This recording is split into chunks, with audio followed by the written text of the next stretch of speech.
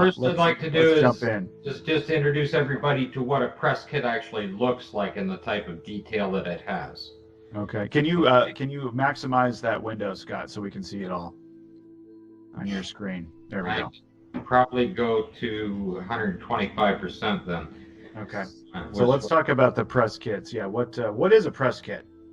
Well, it is prepared prior to launch, okay, and it gives detail to the media, basically on basically what is going to happen up to and including liftoff and things like that.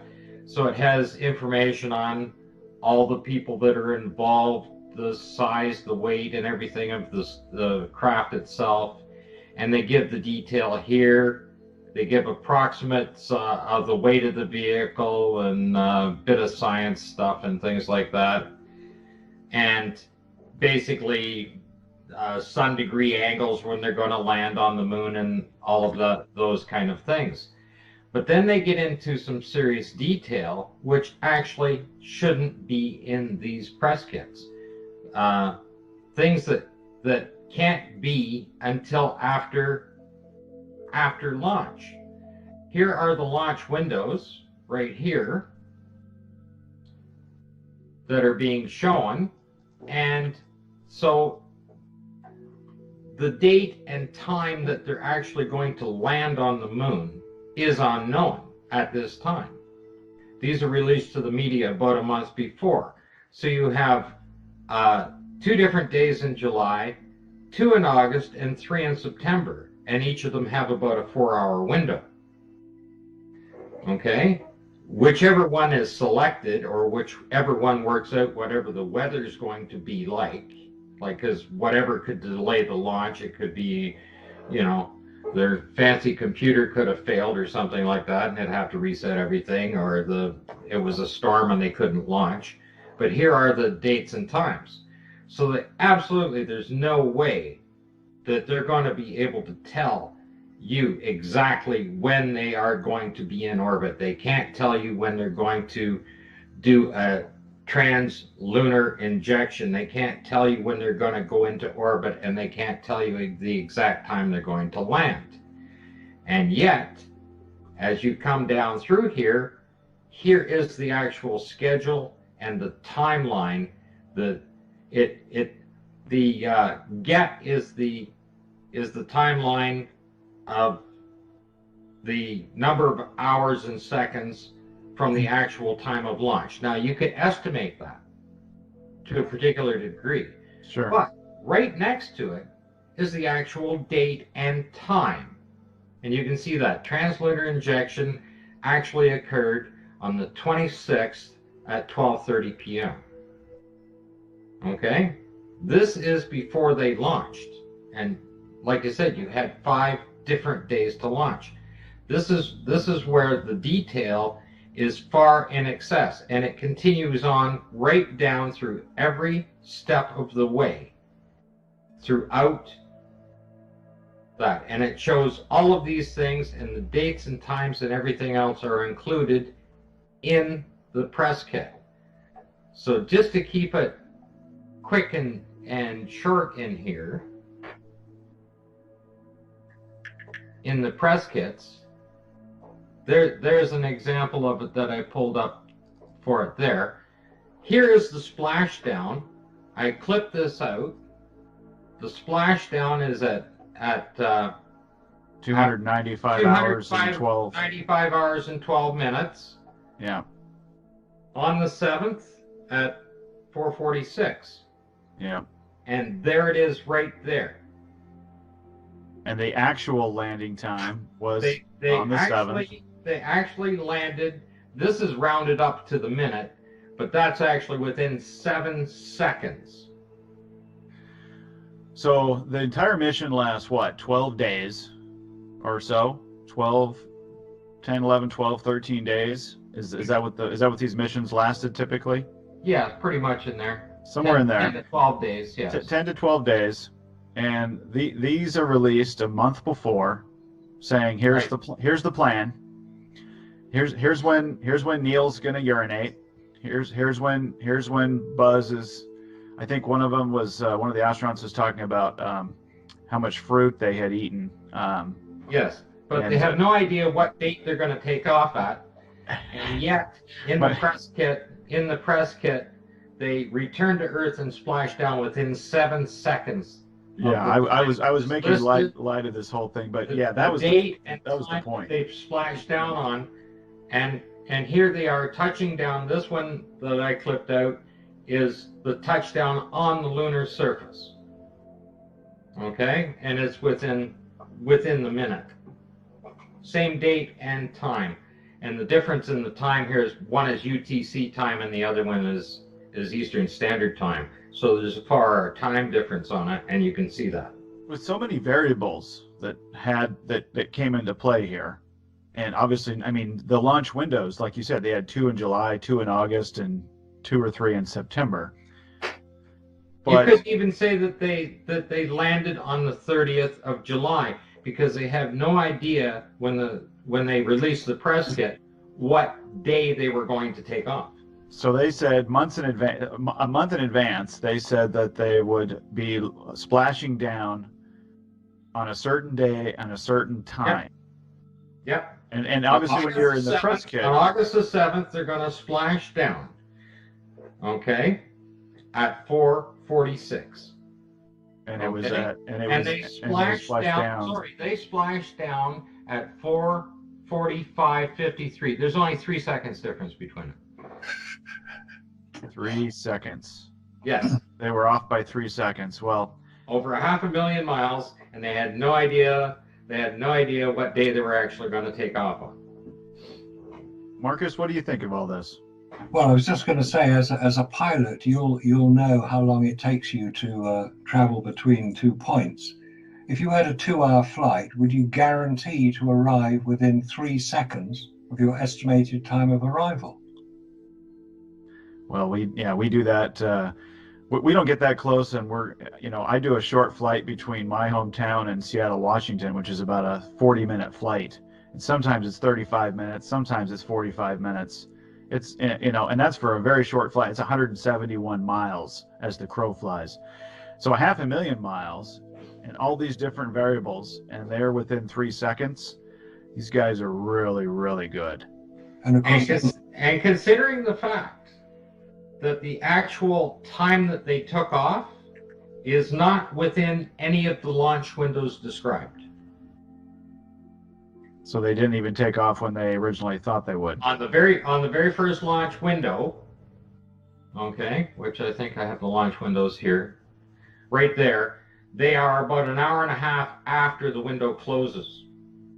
This is July 26th. If you look at 26th. Wikipedia, they launched an hour and a half after this last window closed. Which mission was this? 1971? This is Apollo 15. This is a 15. Okay, so they took off an hour and a half late. Anyway, after the window closed. Yes. And they were within how many seconds of landing? Well, they 3 were seconds. splashing down. 3 they were seconds within on 3 splash seconds. down. Well, sometimes if you take off late, the pilot will say, "Hey, we're going to try and make it up in the air." If you're making a movie, travel a little bit faster. If you're making a movie, you can make it all work out, right? Yeah, and that's the point. Editing to make it work out. That's the point here. So, all 6 missions. How close are we? Are we all? I haven't gone through all of them for the timeline, but I have looked at most of the landings. Everything is within a minute. Like the estimated times that they give in the press kits are rounded up to the minute. Okay, the splashdown times are right to the second. Okay, but you're within a minute on all of them when you're looking through them. Wow. And of course, don't forget, this was all navigated over the 500,000 miles, 240,000 odd to and from the moon, with a computer that had about as much memory as an average pocket calculator. Now, if you're navigating anywhere in air, if you can see your target, that's fair enough, but you've still got to navigate towards it. And I'm sure you know, Paul, navigation of an aircraft is a fairly complex process. Yes. It needs a degree of computer technology. You've got radio beacons which you will fly towards, but they didn't have any radio beacons on the moon. They had a sextant to do star sightings with a computer that had no memory, no ability to calculate changes if necessary. In fact, there's a new book just published called The Apollo Moon Missions, Hiding a Hoax in Plain Sight by Randy Walsh, who lives quite near Scott in Toronto in Canada, who is a commercial pilot. So that's why he was interested in looking at the navigation aspects of Apollo. And he couldn't believe it. He couldn't understand how they could do it, because the computing power available on Apollo was so primitive, and the computer itself was so primitive, that he thought there's no way they could have done what they said they did. And that's from a pilot, somebody who understands how you navigate across distance. But this is distance on Earth, not distance in space. This camera. Yeah, so I don't even know how to respond. I mean, it's so ridiculous that, again, when the devil's in the details, you get into the details here like you guys have, and you start comparing notes, you start reconciling what we're told here, what we're told here. Again, anybody, I think, that's just being willing to be honest with themselves and leaves the emotion out of it has got to be scratching their head saying, there's no way this happened as the way it was advertised. Yeah, and you wanted to have a look at the cuff checklist, a few more anomalies in here, and in these as well, you will find the timeline. Now they started a timer just for the cuff checklist, just for the EVAs. They have their own timeline in there. But those are also given. The exact number of minutes and hours are given in the press kit. Okay, and the exact kilometers the rover is driven in the press kit before they went. Like, it's one thing to say, well, they went 20 kilometers, but it's a little different if you say they went 20.1. Yeah, that's no question. A little too precise. Now, this I came across the other day. Station 9. This is Apollo 16. Okay? Station 9, somehow they had to put a note in here to say that it is now on vacant lot number 25. Wait, what now? Okay. Break this down. What does that mean? Well, it's right there on the screen in front of your face. It says Station 9 is at vacant lot 25. Just in case you didn't know where it was located, guys, lunch is on lot number 10. They're serving beer on lot number 8. But when you go back to work, we're going to Station 9, and you got to go to lot 25 to film it. That's what this tells me that it is. I want to know where on the moon there was non-vacant lots. Well, maybe, that guy that's selling lots online on the moon, maybe he knows where this one's located. Maybe he sold it to somebody. But these kind of layouts, again, this is Station 10 on here, and it's giving directions on how to make a trench 20 degrees off of the sun, and none of this makes any sense on what you would be doing on the lunar surface whatsoever. Yeah. All of these are like that.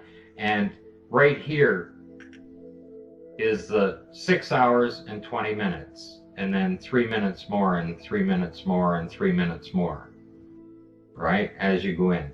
I don't know how they could possibly know how long it would take to drive from one location to the other. You don't know what the lunar surface is actually going to be like. Sure.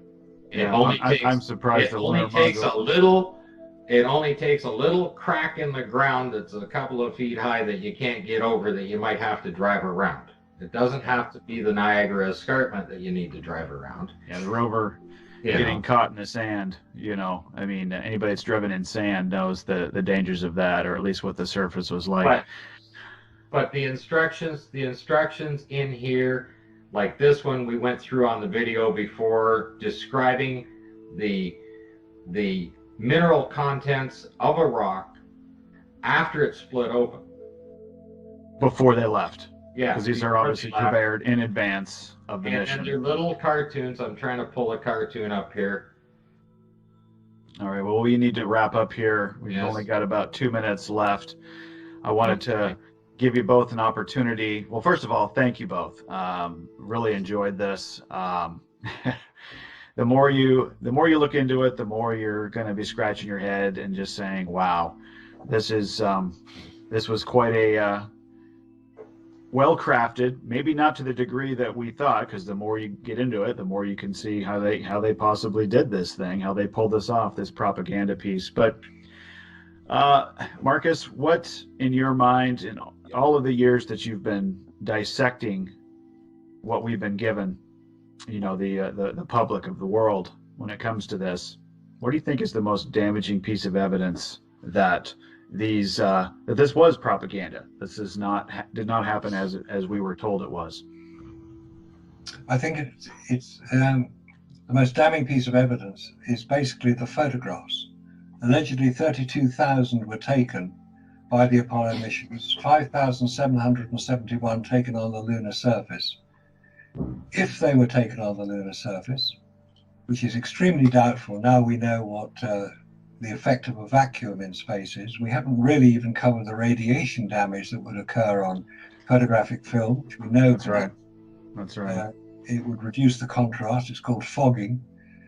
You've got all these anomalies, and yet the photographs that NASA present to us as evidence for their lunar landings are so good, so well done, so brilliantly taken, that they could only have been taken by professionals here on Earth under studio-controlled lighting conditions. Exactly. And with that, I hate to cut you off. Scott, I know what yours is. I know it's the wet flag.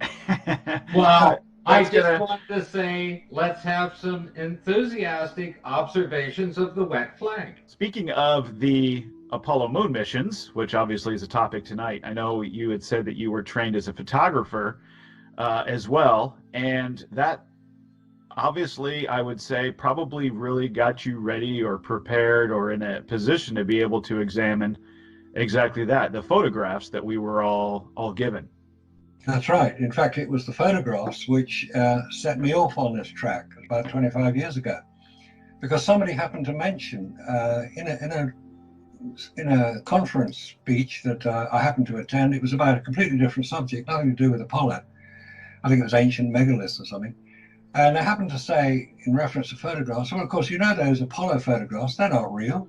They weren't taken on the moon. I thought, what's he on about? Because I'm old enough, as you can tell, to have watched the Apollo missions live back in 1969. And so I was trained as a photographer, so I knew the cameras we were talking about, Hasselblad cameras. I knew the film, the Ektachrome film. I thought, well, I'll go out and see if I can check this guy out and just prove how wrong he is, making statements like that. And back in those days, they didn't have the internet in the way we've got it today, so I had to go out and buy a set of photographs to examine, which I did. I went to an astronomy show in London and got a set of photographs which showed many of the iconic images that we're so familiar with. And the more I looked at them, the more I thought, yes, I see what he means. Because if you're taking photographs on the moon, it's not like going out in your backyard and taking it here. These are severely adverse conditions to photographic film.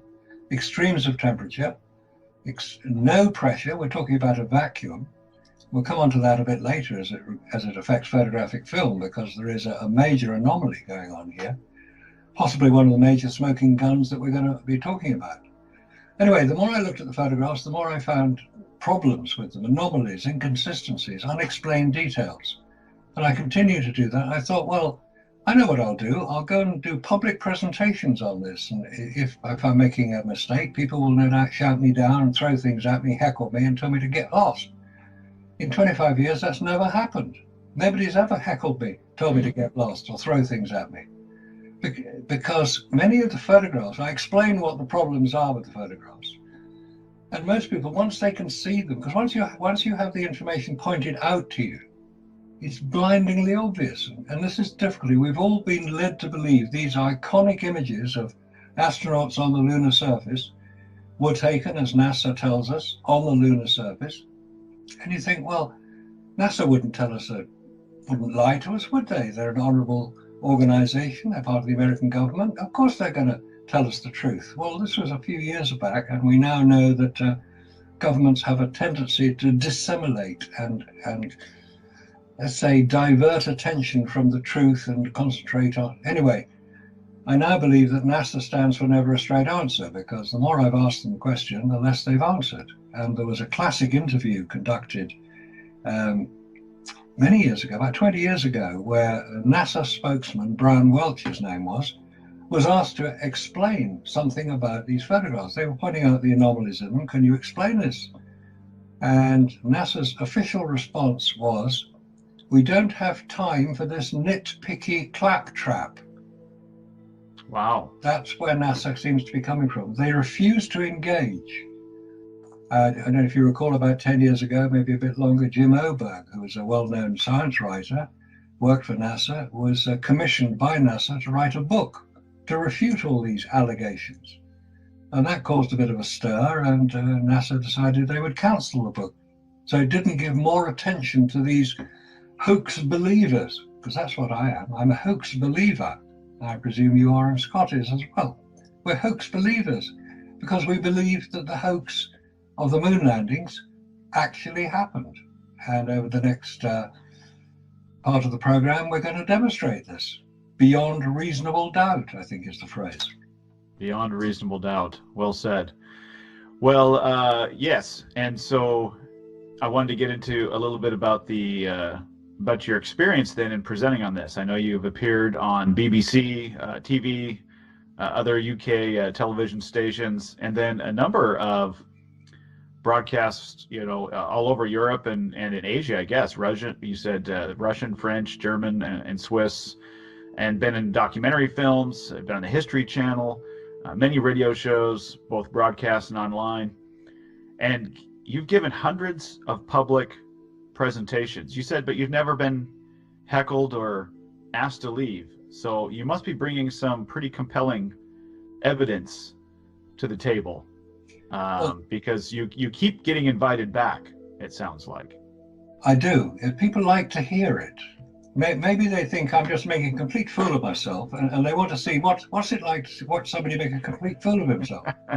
But if that's the way people think, it doesn't bother me too much, but I don't make a complete fool of myself. Now, one of the presentations I was asked to give was at the British Interplanetary Society. That's probably the world's preeminent spaceflight enthusiasts organization. It was formed in Liverpool in 1933 in the north of England. It's now based in London, and it has many eminent science people as members. Arthur C. Clarke was a prominent member. Patrick Moore was a prominent member. You may remember him asking that famous question in the Apollo 11 press conference, could you see stars through the solar corona? That was Patrick Moore who asked the question. I was asked to give a presentation there because I thought, okay, well, that's a good idea, because if I'm wrong, they're going to show me I'm wrong. And rather than just me doing a presentation as I do in public, they decided to have a debate, and they would put somebody up from the British Interplanetary Society who would refute what I had to say. So I would go away with my tail between my legs, and I would never be seen again. That was the theory. That would be followed by a question and answer session. So I had 40 minutes. The person refuting me had 40 minutes, and then we had an hour and a half question and answer, which surprised everybody. The main criticism was that the person refuting what I had to say didn't refute anything. He just gave his normal Apollo is a wonderful organization presentation. So the question and answers were more directed at him. Why didn't you refute what Marcus said? Wow. And he didn't actually have an answer. Now, given that the organization is primarily supporting spaceflight, that's the name of their publication, their monthly publication, Spaceflight. It's a very interesting magazine, covers all matters to do with space. Certainly worth a read. Once they had heard what I had to say, they decided that the best way to get rid of me was just ignore what I had to say. But I'm actually a member of the society, the British Interplanetary Society, so I appear there periodically because they put on quite regular presentations. They're going through now a series of presentations about all the Apollo programs. And I occasionally appear and ask. In fact, somebody came up to me and said, "Are you going to ask embarrassing questions?" And I said, no, I don't ask embarrassing questions. I ask challenging questions. So it's obviously noted that I'm not exactly a fully paid up member of the Isn't Space Wonderful Club.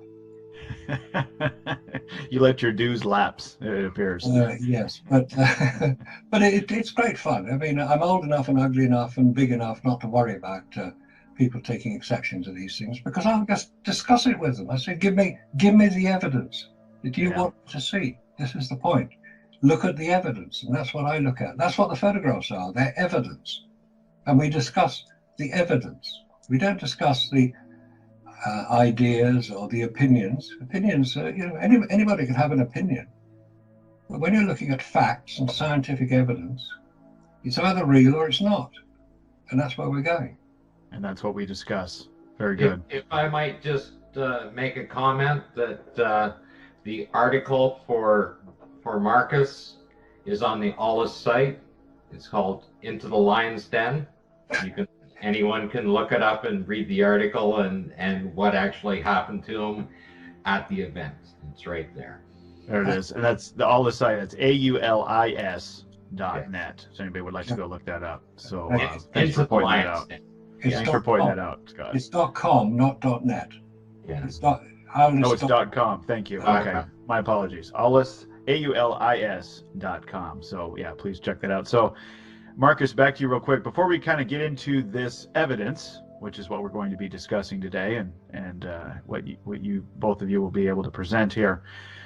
You are in contact with many other Apollo researchers around the world. The list here that I have: New Zealand, Australia, obviously the US, Canada, France, Germany, Italy, Thailand, and the UK. So quite a circle of influence there that you and other researchers have. What's the goal that everybody is working toward? Is there a goal in mind here? I think it's a good question. I think there are two goals. One is to demonstrate that NASA have consistently lied about the success of the Apollo missions. And the other, and possibly more important, and I think given that we're at the 50th anniversary of the landing of Apollo 11, allegedly, on the moon, and July the 20th, 1969 was when it allegedly happened. Possibly the most important aspect now is to allow NASA to front up to the fact that they have bought into the Apollo myth, which is what we're discussing, that they think it happened, which means it's restricting the people who want to advance spaceflight and human space exploration. It's restricting what they can do, because unless they agree that what NASA has done was true, they can't move forward. But if what NASA claims is not true, then if they admit to that, front up to it, acknowledge it, and say, okay, we did all that we did. We were in the middle of the space race. It was the Cold War. The Vietnam War was getting unpleasant. We had to come up with, shall we say, a brilliantly executed propaganda exercise to divert attention, primarily from the Vietnam War, but also from the Cold War. If NASA are allowed to say, okay, we did produce propaganda, it wasn't factual evidence, we're sorry if we misled you, we're sorry if you got upset, now let's move forward.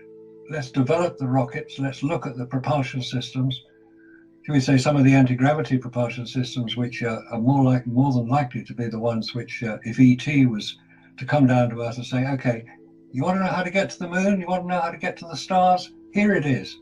Forget chemical rockets. They won't get you there. It'll take far too long. Anti-gravity, that's what you need. Here's a starting kit to be getting on with. Bye-bye. If they did that, I think it would be a fantastic move forward, because it wouldn't just apply to spaceflight, it would apply to energy production here on Earth. And we know the problems with the use of fossil fuels and all that. Let's not get into that area right now, but they appear to be causing problems.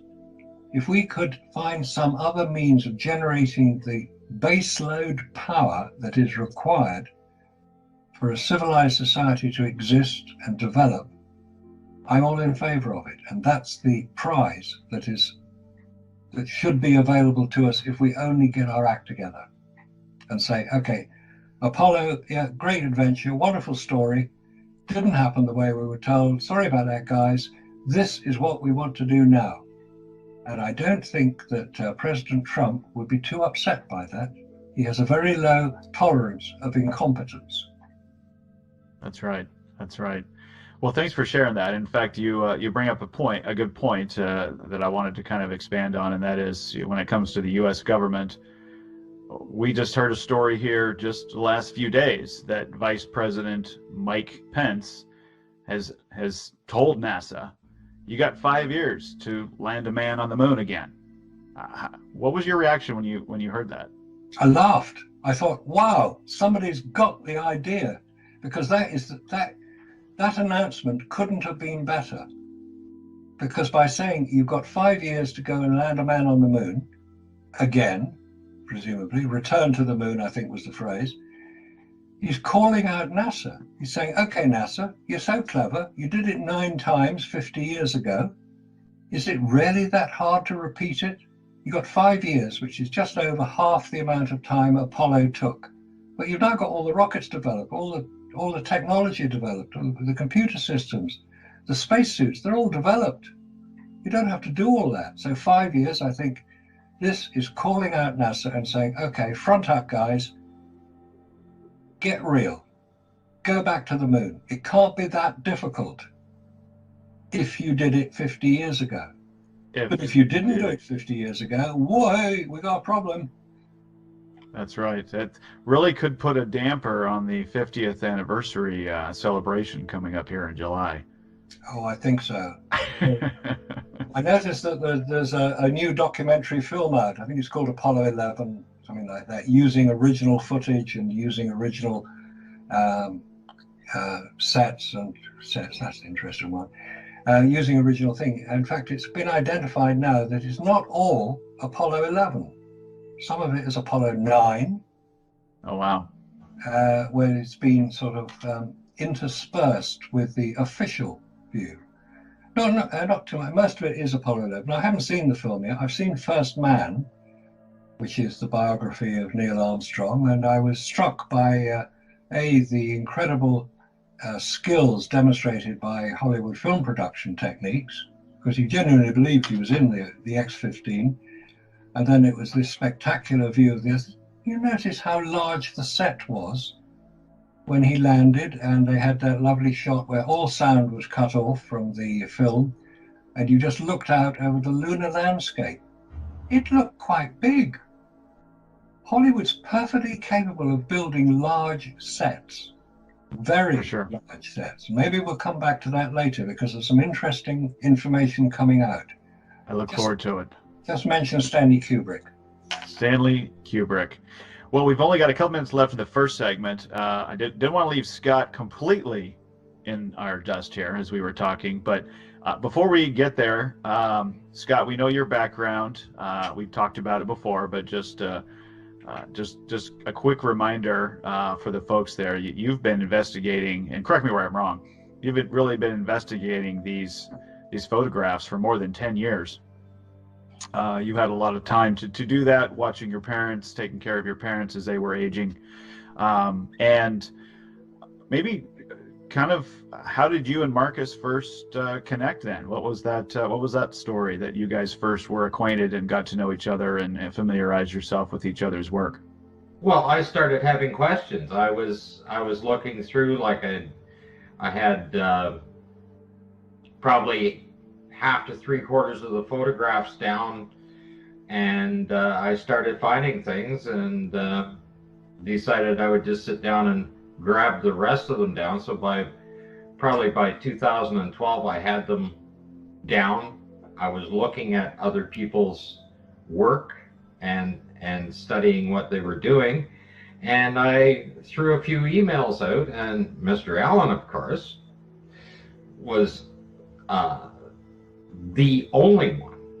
He wasn't just the first one. He was the only one to respond to me with any of the questions I had. And that's somewhere towards the end of 2013, in around that range. And so then I started to send him a few photographs that I found, and he thought they were quite intriguing. And it was basically because of his encouragement, because like even my family members, like, I'm crazy, what are you doing this for? You're a hoax believer. Nobody's interested. Hey, look at this. I don't care. They don't care. What does it mean? Well, it means a lot when you really think about it. Okay, especially when they're teaching this to our children, And of course, Marcus, over the years, I've kept all of our emails. I have a complete log file of them, right on from the end of 2013 to date, of everything we've had. And I probably send him upwards of 150 to 200 emails a year when I'm looking at them, complete with photographs. So you have to understand that anything I know, he knows as well, because we have talked about it. We have talked about every bit of the thing. And he actually watched my development as I discovered new things. I think we should start at the end with the heat shield. Very good. This is one of the major problems with space travel. You've got to get back to Earth, and you get back to Earth from the moon at the same speed you leave at, 25,000 miles an hour. There are no brakes on a spacecraft, so you've got to slow down by hitting the Earth's atmosphere, which is only 75 miles above the Earth's surface. We're not talking a long way. So in order to protect the spacecraft, you need a heat shield. And what we see here are two comparisons between the Apollo 10 command module, which is actually on display in the Science Museum in London, and the very recent Orion command module, which was tested in December 2014. And the difference between the two is that the Orion craft has a heat shield, as you'd expect, on the base of the craft, where it compresses the air, which generates the heat up to about 2,700 degrees centigrade, as it compresses the air, being slowed down by the Earth's atmosphere. But it also has heat shield covering the whole of the upper part of the command module. And they actually use the heat shield tiles from the space shuttle, or they made a few more and stuck them on this Orion capsule. I mentioned that the Orion capsule was launched one time only, December 2014. We're now in the summer of 2019. We're not talking nearly 4.5 years ago, and it hasn't flown since. The story is that the heat shield failed, because on the main part of the heat shield, this has to be. These forces here, yeah. Yeah, there are two little indicators. They're called compression pads. Compression pad is where the command module is attached to the service module, with steel bars.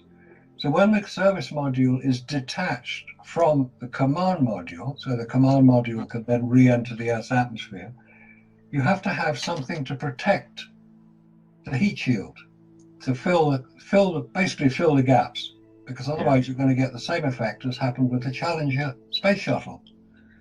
It'll burn up. Now, the point about the comparison between these two is the Apollo 10 command module has no heat shield above the base, and it's made of aluminium. We know that aluminium melts at 600 degrees centigrade.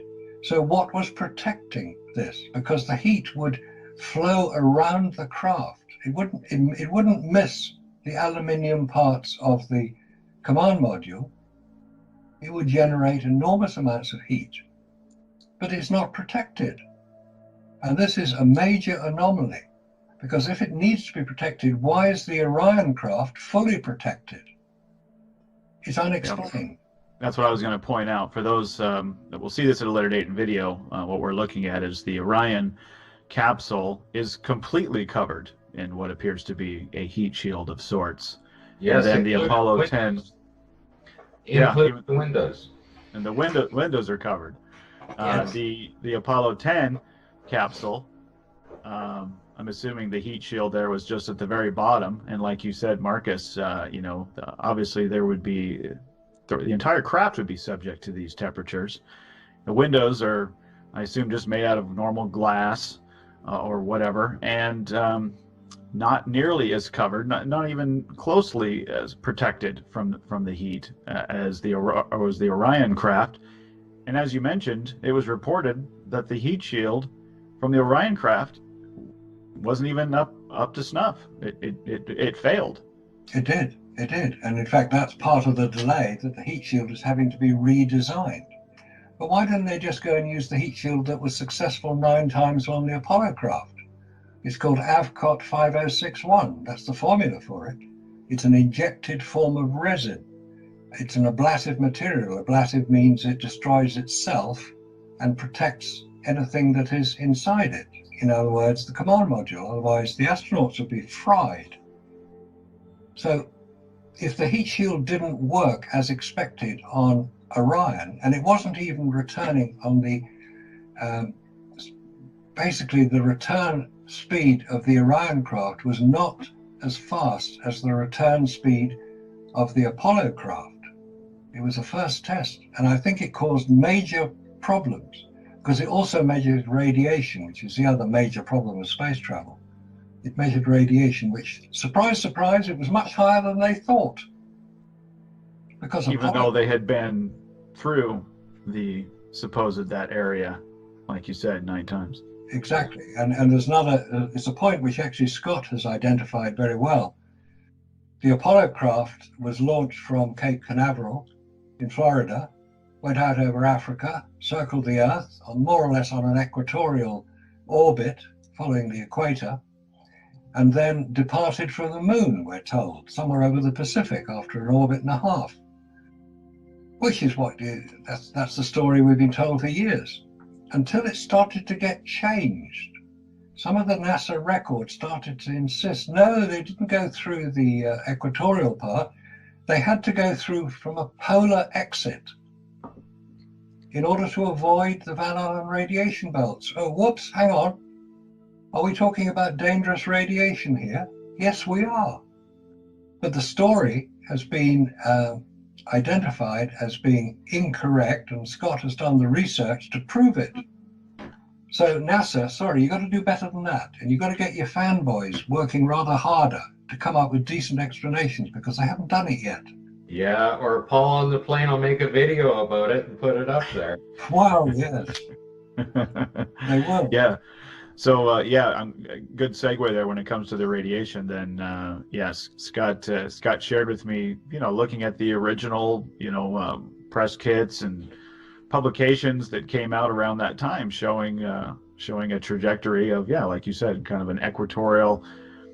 They would leave from around the equatorial plane of the Earth, and their translunar injection would be from that point. And then it seems like as the Van Allen radiation belt topic became more and more prevalent, they had to change their story.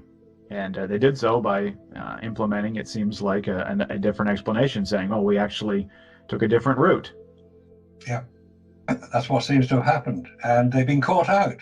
And Scott was able to do the catching, which is great, because it just makes it easier to start looking at other things which they can't change. And what we have now, a picture of the Apollo 11 flag. There are 2 pictures showing the same flag.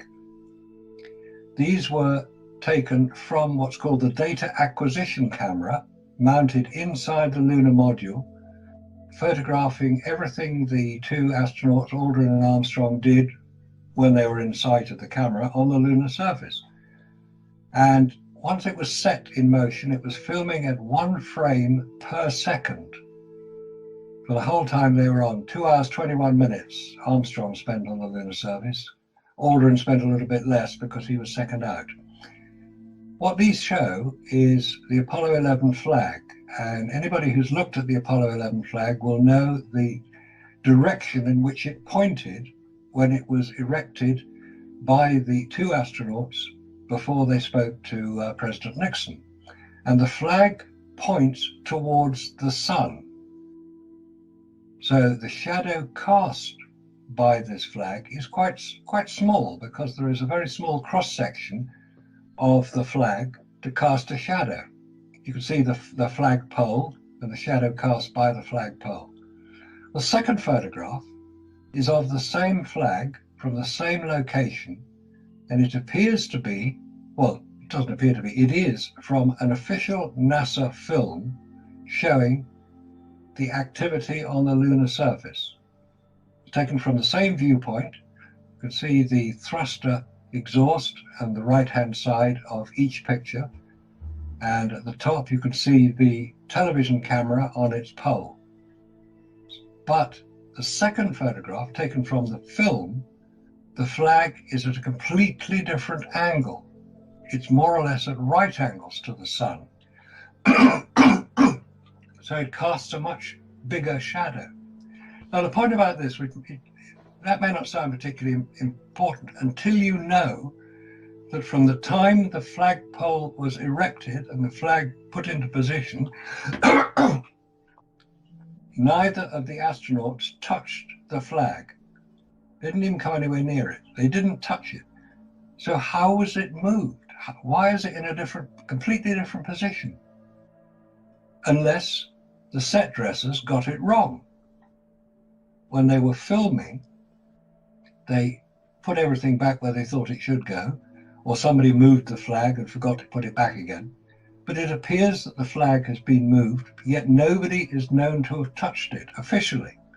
Unofficially, of course, is a different story. So that is a major anomaly and a major discrepancy in the record that has yet to have full explanation. And when NASA would be asked about it, they will probably ignore the question. But is it true that sorry, I just wanted to ask a question. Is it true then that at this point of the mission, both astronauts have climbed back into the lunar module? Door has been sealed. They've repressurized. I don't know if they've repressurized the capsule yet or not, but that when these pictures and video were taken, they were inside the capsule and were getting ready to leave.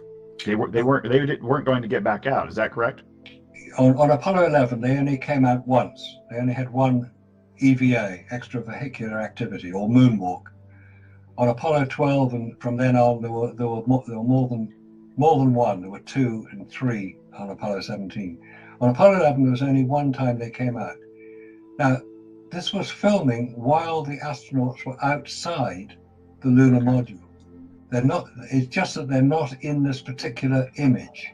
They're not in this particular shot, because they did go out of shot a few times when Aldrin put up the experiments and Armstrong wandered around taking photographs. They weren't in the frame the whole time. But it's the key point is the different position between the flag when they didn't touch it. That is the key point.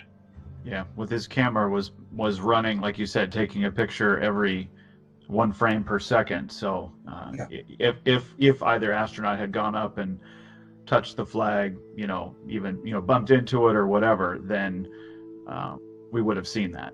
That's right. Yes, it would have been it would have been in a different position. But there is no record of them touching the flag, and every single activity they did, especially on Apollo 11, was recorded. And they were talking to Houston the whole time.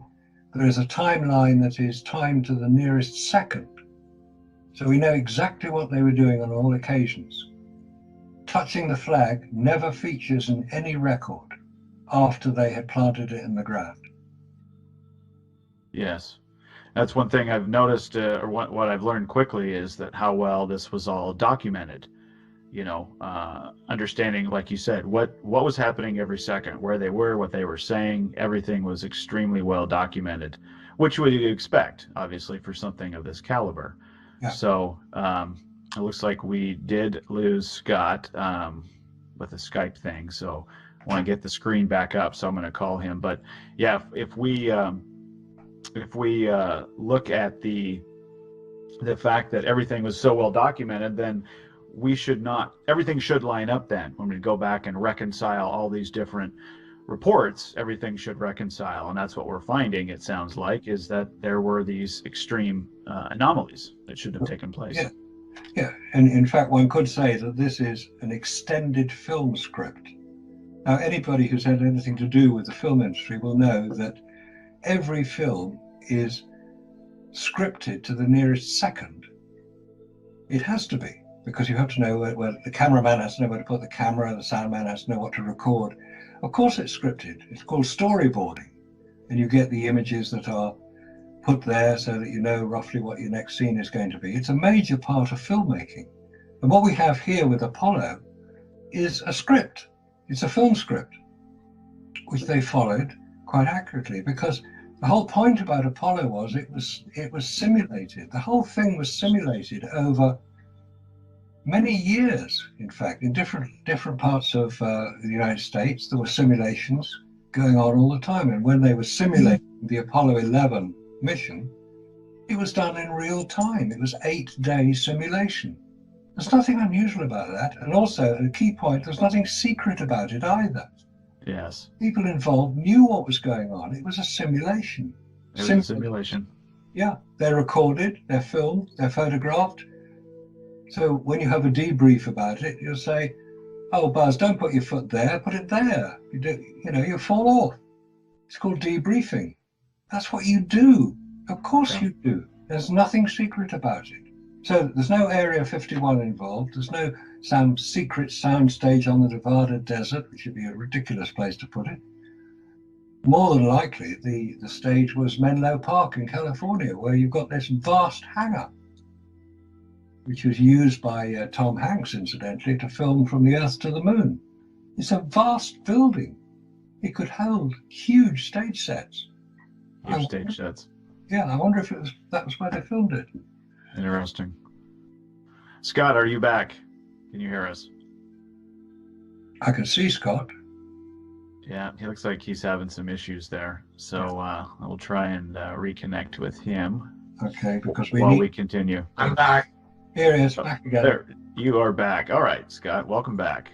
We were just talking. Didn't miss a lot. We were talking. Well, we were talking about simulations, which I know we've done. An extensive amount of our videos have been showing that what we were showing the public, what it appears to be, was that extreme documentation of the simulations. So that's not.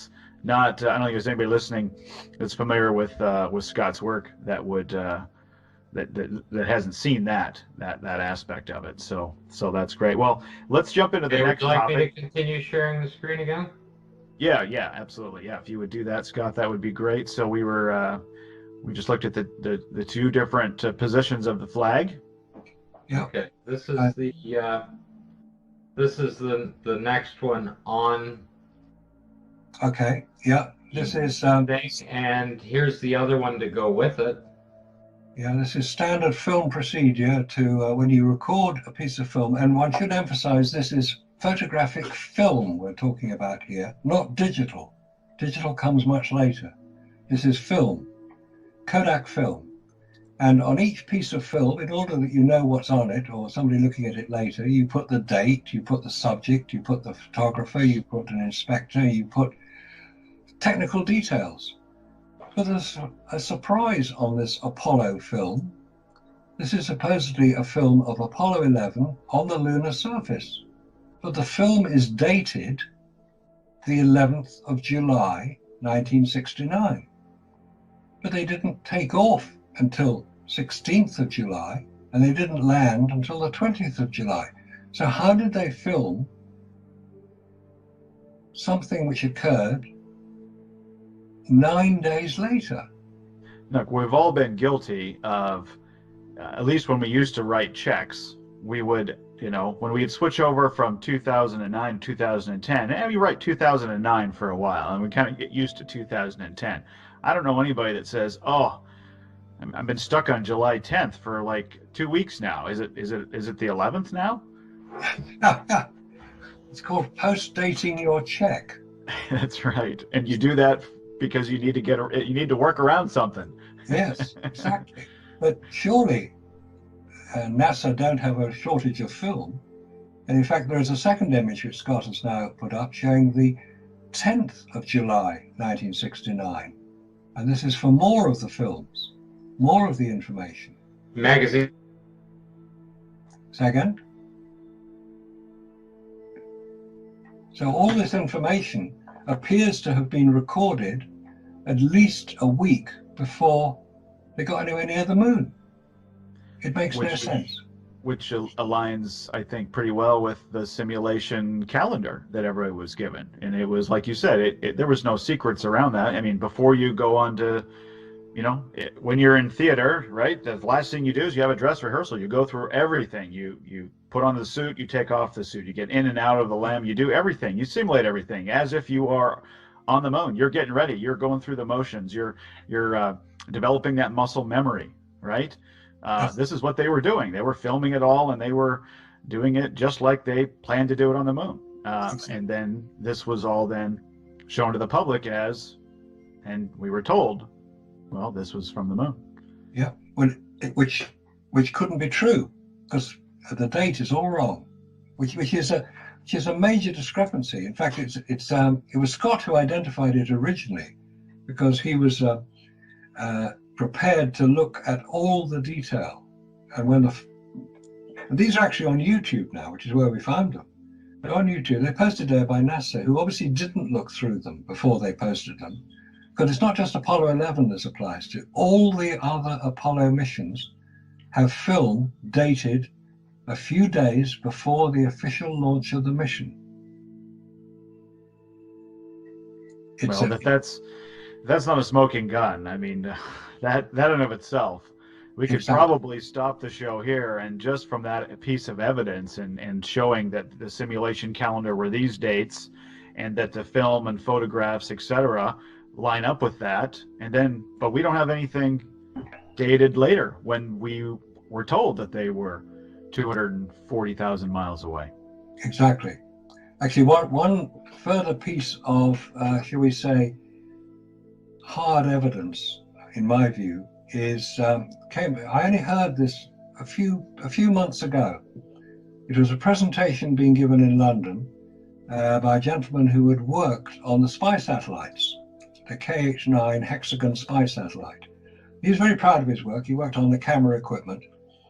One of the points he made, which I'd never heard made before, was he said, what we discovered was that when photographic film is exposed to a vacuum, it disintegrates.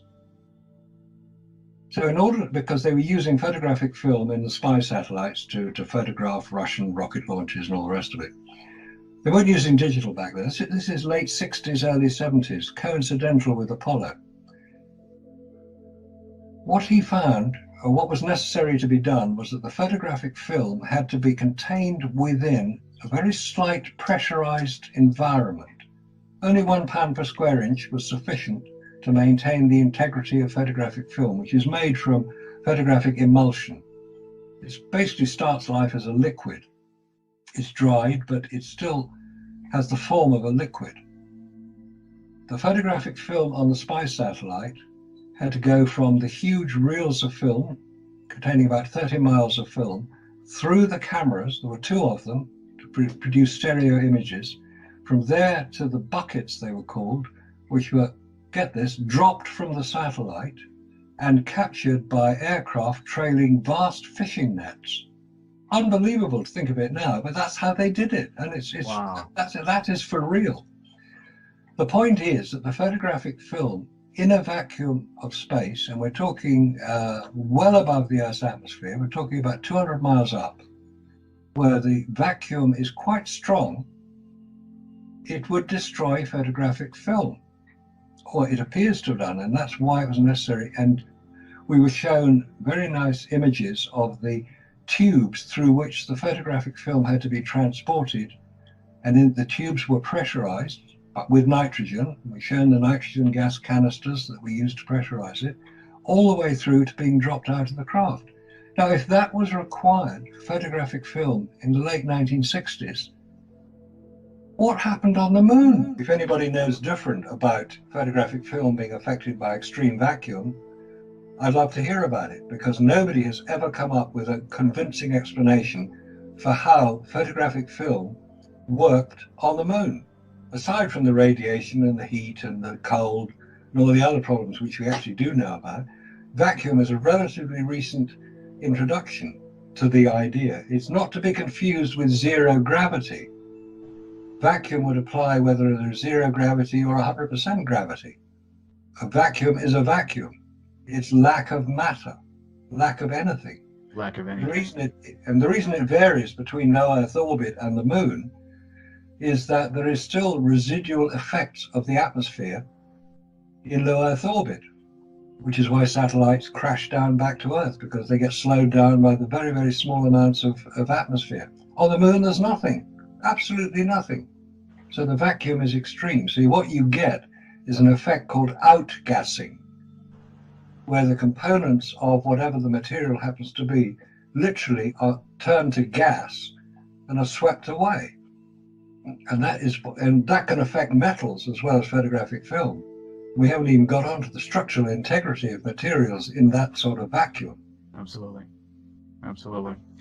Well, good. All right, so we'll tie that off with a bow, and we'll get to the next topic here. So we are seeing on the screen is a photograph, I assume taken, or we are meant to believe, taken by Neil Armstrong, who has already exited the lunar module, and his partner in crime, Buzz Aldrin, is starting to descend the ladder to join him on the surface of the moon. This is Apollo 11. So where should we take it from here? Well, I think we should just say that Buzz Lightyear got his name because he was named after Buzz Aldrin. That's Toy Story, which of course is rather more appropriate. The point about this photograph is that he, in this case Aldrin, is in shadow. The sun, whatever the light source is the other side of the lunar lander. So this is technically in shadow. There is no direct sunlight illuminating him. And you'll notice if you look closely at his right foot, he's not touching the rung of the ladder. His foot is not on the top rung of the ladder. So one would think, theoretically, if his body is in motion, it's moving down. Then if you look at the whole image, all right, when you got up on top of your garage roof to clear the leaves out of the gutter, you're about 10 foot off the ground and you're going to get down the ladder. Are you really going to tell me that's how you would take the first step down onto the rung, with your left foot whacking out into space and your right foot not even touching the rung? No, you wouldn't. You make sure you've got 3 points of contact before you move anything. Yeah, for sure. Wow. I mean, that's the basic rule of mountaineering, 3 points of contact. He's only got 2. Oh, I hear somebody says, but he's in a 1/6 gravity, therefore his arms would be quite enough to support him. Are we sure about that? That if he's not on the moon, which he doesn't appear to be, because where did all that light come from that makes him look lit up like a Christmas tree? Yeah. Don't forget, this is dark shadow he's in. The sun, assuming it is the sun, the light source, which it may well be, is to the right of the lunar lander. Oh, I hear somebody says, no, that's the reflected light off the lunar surface. No, it's not. The lunar surface has the reflectivity of a road surface, of tarmac, of asphalt. 8% of the light hitting it is reflected from it. That is not enough light to create that amount of illumination, even though it's a white spacesuit. When we look at a broader picture, a broader image of this whole picture, the lunar surface, assuming that's what it is, the lunar surface is not overexposed. That's right. That's a good point. And Kodak Ektachrome has a very low tolerance of exposure latitude. You've got to get the exposure absolutely spot on, or you ruin the picture. Yeah. So if the directly illuminated surface is reasonably well exposed, maybe a half stop or so above correct exposure. Buzz Aldrin is not overexposed, but he is exposed enough for the film to record it. But it's not enough light being reflected off the lunar surface. And Neil Armstrong, wearing a similar type of white spacesuit, is not a big enough figure to reflect enough light to create that amount of illumination to be recorded on Kodak Ektachrome film. This photograph was taken here on Earth under studio conditions. With multiple light sources would appear. So yeah, it's a really good point. And for those people that are listening here on Truth Frequency Radio, we will make sure that we have a full audio and video version of this, so you could look at this photograph in detail on your high definition screen as well as like we are. But yeah, to have Buzz Aldrin in the shadow there, to have the camera lens, the shutter there to be open long enough to gather that much light, then any photographer would point to the fact, I think, in thinking through this, that the surface of the moon then, that wasn't a direct sunlight, would have been completely overexposed. Yeah, of course it would. Completely overexposed. In fact, any professional photographer, and there are interviews with many professional photographers who've been asked to look at the lunar photographs, and they say they're fake. They couldn't be taken on the moon. You can see the setup. Any professional photographer will be able to tell you what a photographic setup is. They can tell you where the lights are put. They can even tell you the intensity of the light. These are people who know what they're talking about. We're asked to look at the lunar photographs, and they say, well, where's that light coming from? Where's that light coming from? Why isn't he moving? Why is it? There are so many anomalies about it. Once you start to look at it in detail, you realize that there's no way these things were taken on the lunar surface. Exactly. All right, well, let's keep moving, because I know we have a ton of ground to cover here, and we, as always, the show just doesn't seem like we have enough time, so we're probably going to have to do another one. But anyway, let's keep moving. What's next? Okay, what we've got here is a sequence of 8 photographs. These are numbered at the bottom. This is Apollo 12. AS, I'm told, stands for Apollo Saturn. It could well stand for Apollo Simulation, but let's go with Saturn for the moment. It's Apollo 12, magazine number 49, image number 7276, as far through as 7283, i.e. 8 photographs in sequence. And these were taken from the Lunar and Planetary Institute website, which is a NASA website. And what you're looking at here, any photographer who's used contact sheets will be familiar with using a contact sheet to select an image from all that have been taken. Not all photographs are going to be good. In fact, we see 2 images here of the same astronaut, in this case Al Bean, taken by Pete Conrad. But look at the difference between the position of the horizon. In the top photograph, the third one along, the horizon runs through, rather conveniently, and matches the horizon that is reflected in the astronaut's visor. Beautiful image, lovely construction. Yeah, it's dead on there. The horizon lines up perfectly. And just to recap a little bit here, the camera they were using, you'll see there's a camera attached to Al Bean's chest. The Hasselblad camera has no viewfinder. It was removed because you couldn't get your head down close enough to look at it. The Hasselblad, the viewfinder is on top of the camera. You also had to use your armored gauntlets, let's call them heavy-duty gardening gloves, to set the aperture, that's the F setting, the shutter speed, that's 125th second, and the focus ring. On a Hasselblad camera, there are 3 rings that need to be operated to set the correct exposure and the correct focus. But you do that using a viewfinder, but I haven't got one. So how do they get such beautifully focused images? And the top image appears to be looking down on top of the camera. Yeah. And the second image, which is the same astronaut with the horizon in a completely different position, it's going through his chest. You were looking straight into the camera, so it appears to have been taken with a camera at a lower position. But it doesn't make sense. These are 8 photographs. 6 of them are just of the lunar surface, but 2 of them are of Al Bean, the astronaut. taken from completely different positions. It makes no sense at all. It doesn't. It doesn't. These things essentially are point and click for the astronauts. I mean, being able to adjust all of these, the aperture, the shutter speed, and these sort of things, which you would have to do through a viewfinder. And like you said, they've been removed. And again, we are told that these are taken in succession, like as if you went out with a roll of film. For those of you that remember what a roll of film even is, Like that. you go out and you have 24 or 32 exposures or whatever you get, and you click through them, and the contact sheet comes back, and then I remember photographers with their little miniature little telescope thing. They're going through on the light board. They're looking at which ones are in focus, which ones aren't. Which ones do they want to develop. So these things should be raw and unedited. They should be full of mistakes. They should be out of focus. They should be whatever. And then, like you said, these are in succession. And for, again, people, when you go back and see this, you'll be able to see exactly what we're talking about. Completely different positions that these were taken from. So to say that these were taken in succession is quite a stretch. Exactly. They are. And in fact, it's interesting. The sun is in the same position. The sun is coming over the astronaut's right shoulder. So he hasn't altered his position very much.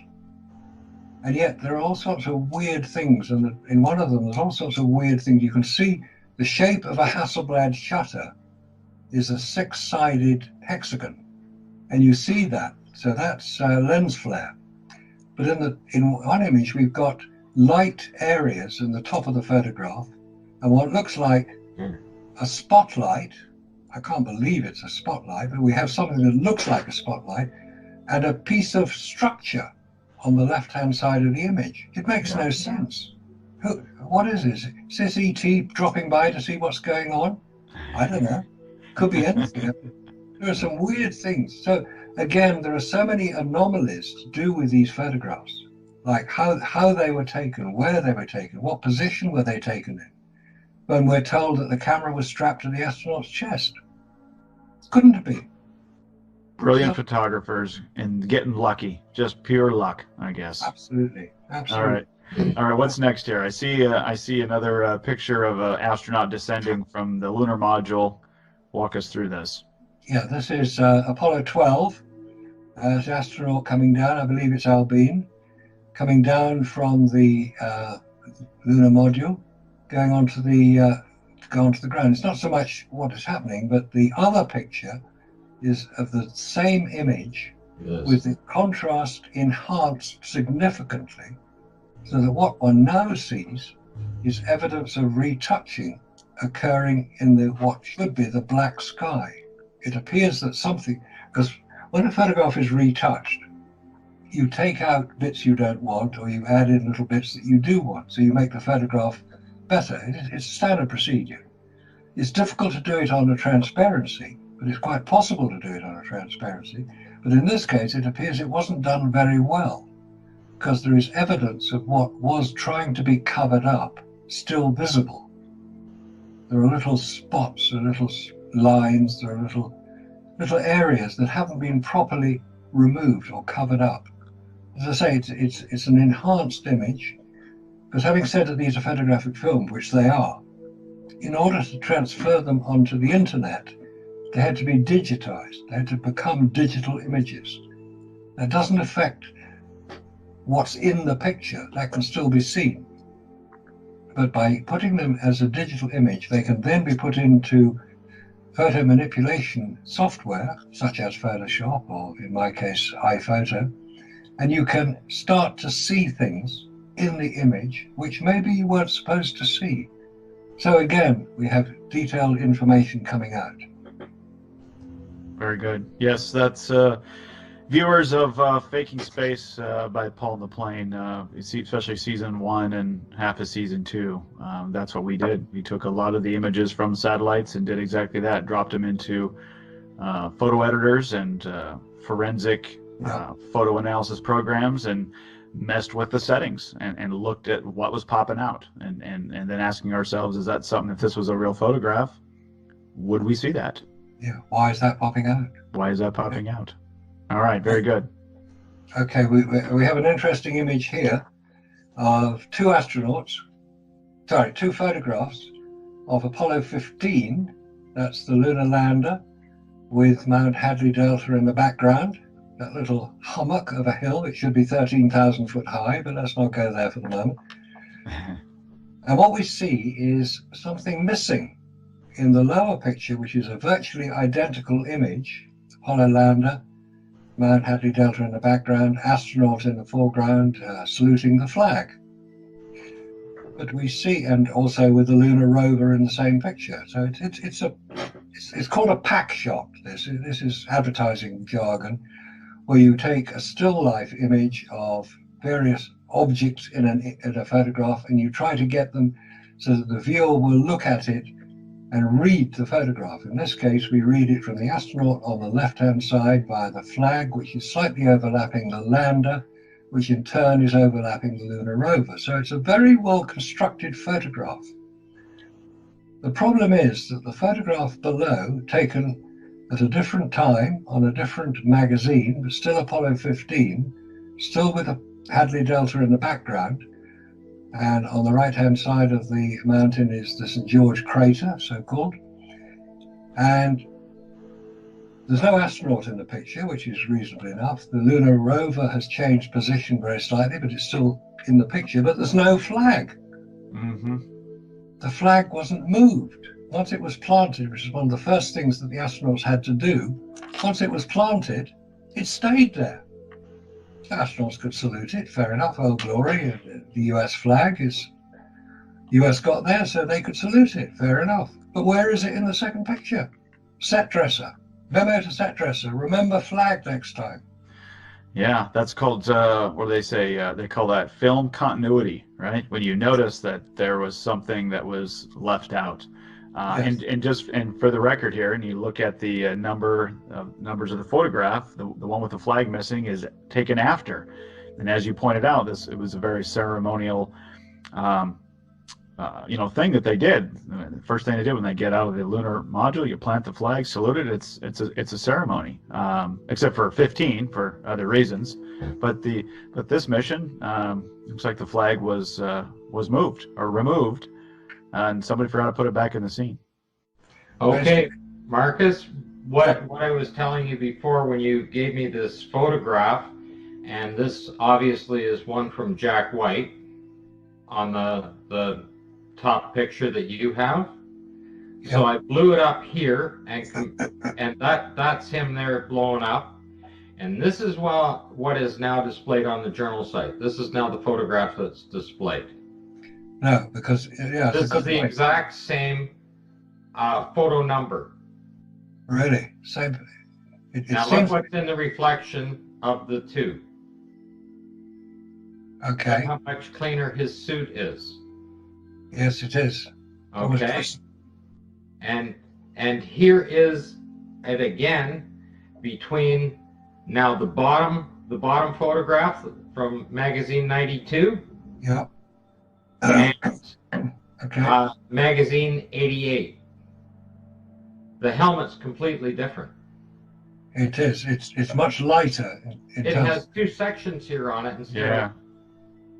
And these are now the same numbered photograph. And these are now the same numbered photographs. So for the listeners now, what we're seeing on the screen, and again, remind you all to be watching the website and YouTube, where we'll post this in video in its entirety, is we've got two different NASA sites. Correct me where I'm wrong, gentlemen. Two different NASA sites, same numbered photograph. Okay, so these are supposed to be the same exact photograph, and we have evidence here that the suit has been cleaned off.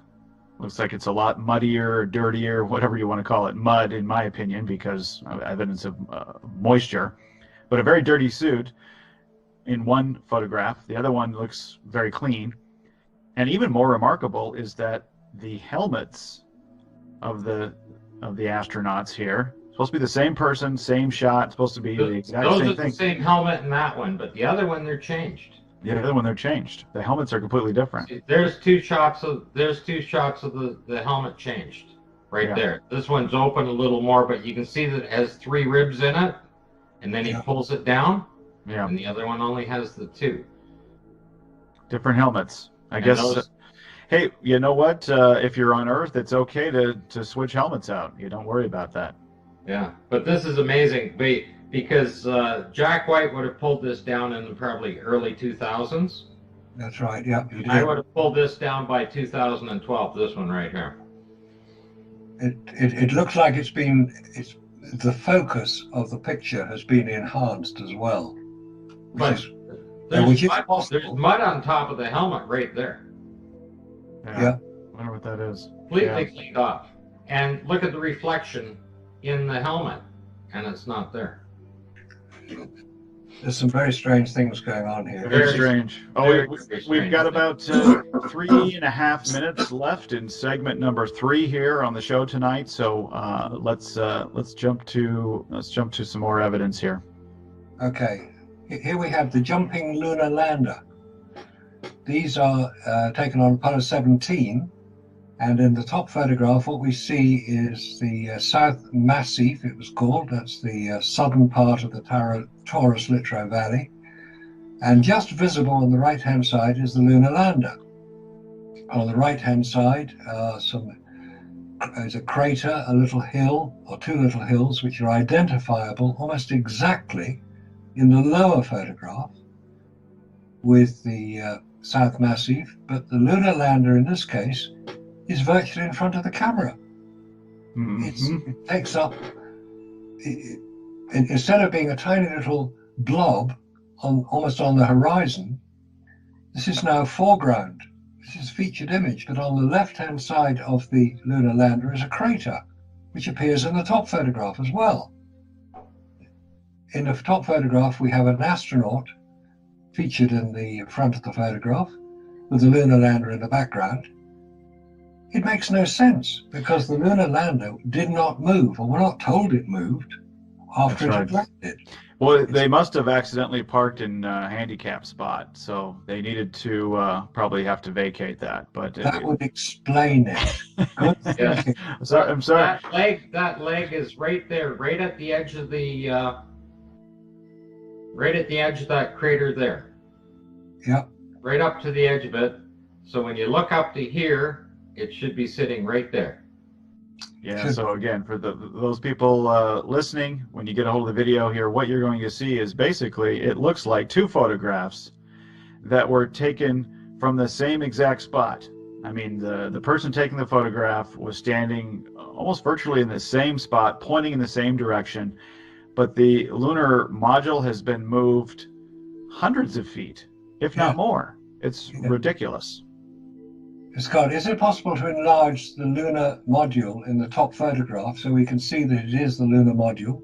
Certainly, there. You can see the 2 rock structures behind it here on the ground. That's a good point. And when you come down to this one, and there's the rock structures. They look quite similar. Yep. But some of them this one's just a little more blurred out. Yeah, the question is that the lunar module? You can see that is the lander. For sure. Yeah, it does look like it. And people at home, when you get a hold of this, you be the judge. But there's the evidence. Okay, this is probably the most famous sequence of photographs that were taken, certainly on Apollo 11. And going from the top left across, top left is Buzz Aldrin just appearing in the hatch of the lunar lander. That's the Eagle. The second image is of him further out of the hatch, still on the top porch. You see his feet, his backpack. And on the third image, Neil Armstrong, who's taking the photographs, obviously got bored stiff watching this going on, decided to photograph the rubbish bag that was underneath the lunar lander and the skirt of the descent engine to make sure it wasn't damaged. So quite what would happen if it had been damaged, nobody tells us. The fourth image in the sequence is of the landing strut. So the point to notice is the different lighting setups required. One is in deep shadow, and one is in directly illuminated surface image. So you'd have to have changed the shutter speed, changed the aperture setting, changed the focus. He Yes. didn't have a viewfinder. The fifth image, moving along. The fifth image is one we looked at earlier, where he hasn't got his foot on the rung, but he's lit up like a Christmas tree. And the sixth image is of him even further down the ladder, still lit up like a Christmas tree.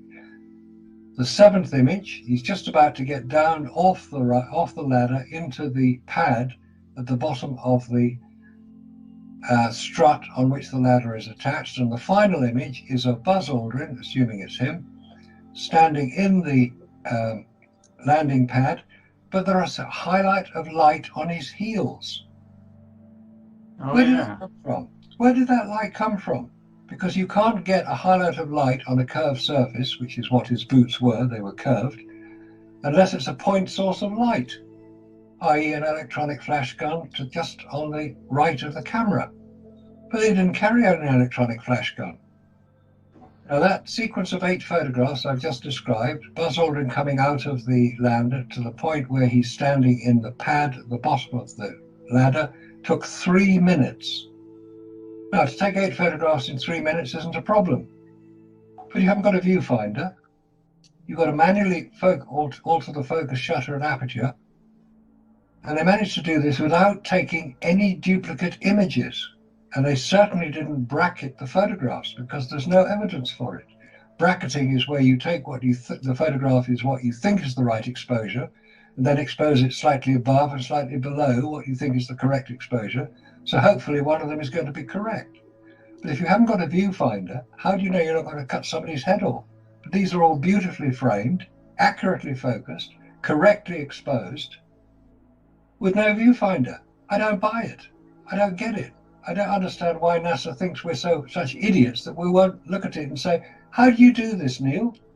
He's not known as a photographer. Neil is obviously these are all military men, and they're very good at what they do, or at least we're told. But I guess they were all professional photographers as well, Well, and really good at guessing the settings based on just their own senses, looking at the amount of light and the shadows and everything. They were able to take great photographs. They took great photographs. Wonderful. All right, here we have the camera that took those photographs, or rather a replica of it, because the camera that took the photographs is still up on the moon. So anybody who gets it, puts it on eBay, will probably get a few $100,000 for it. This is a replica of the lunar Hasselblad. On the right-hand side, we show the camera with the lens pointing to the right, so the magazine is to the left. And on the magazine, there are 3 dials, or 3 black circles. The center of those black circles is the film counter. It tells you how many exposures have been exposed.